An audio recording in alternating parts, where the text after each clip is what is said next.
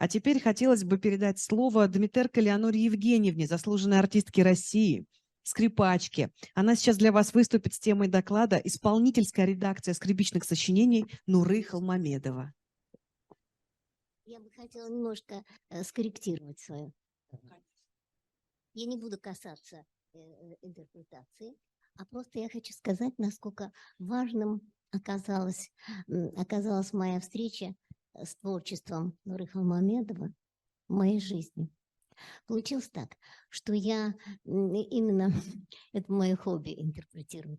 И классику это сложно, потому что, ну как же, тут навечно уже так, допустим, крещендо, как вы себе можете позволить иначе. И поэтому я мечтала встретить какое-то такое произведение, которым бы я была основателем традиции, как надо исполнять.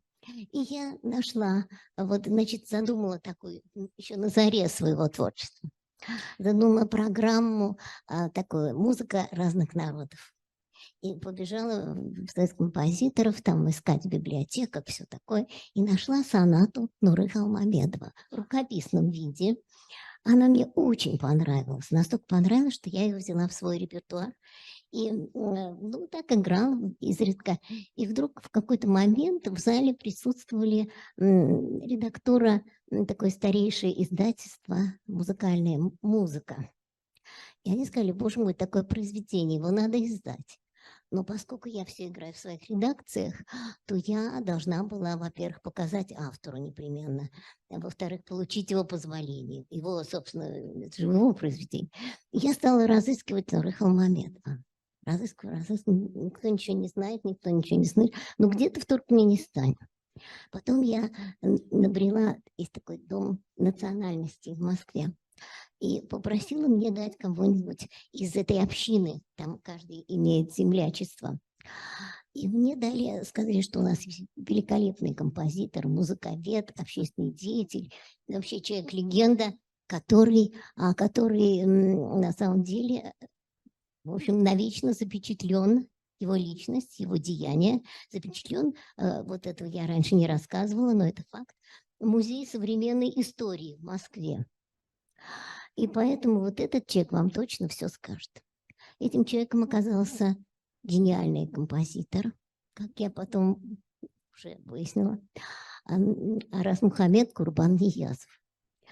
И я, значит, позвонила ему, хотела спросить, где же искать Нуры. Он мне сказал, что, вы знаете, по моим сведениям, он очень давно уже не жив. Жив в Туркмении. Надо написать в посольство Туркмении. Но это как-то мне показалось очень уже как-то слишком сложно. Я как-то это оставила. Но мне попросил сыграть его произведение Арас Мухамедович Курбан-Ниязов. Я его не могла назвать Арас Мухаммед, такого пожилого человека. Я его имя разделила напополам, и получился Арас Мухамедович. И вот он мне дал свое сочинение «Туркменский напев». Это такой шедевр, это просто потрясение. Я была потрясена красотой именно в музыке, вот вообще вот фольклора Туркменистана, понимаете, потому что это меня пленило совершенно. И с тех пор пленяет всех моих слушателей. И потом каждый год для меня писал свои сочинения Арас Мухамедович.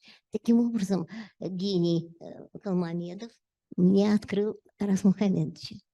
А потом, когда я хотела показывать Арас Мухамедовича, и выяснилось, я познакомилась с еще одним гением, это новый гений, наш совершенно замечательный, потрясающий.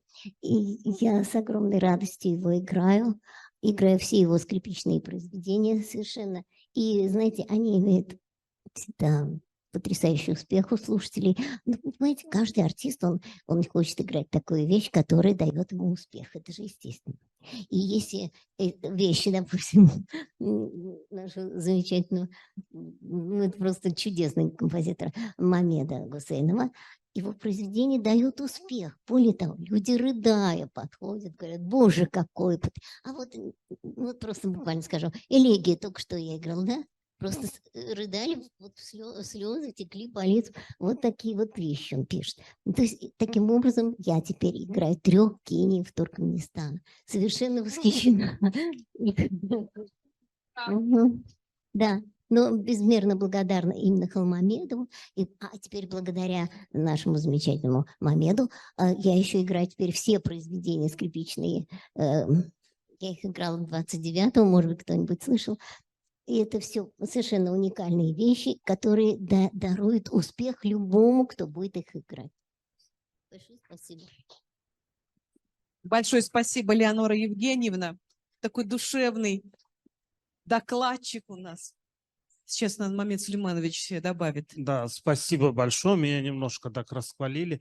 Я хочу сказать, что интерпретация очень важна, потому что все вот эти вот Ойстра, Хоган, которые играли произведения современных композиторов, они именно делали интерпретацию. Поэтому эти произведения сегодня и Хачатуряна, и Шостаковича, они очень стали востребованными, потому что там все удобно, все качественно сделано.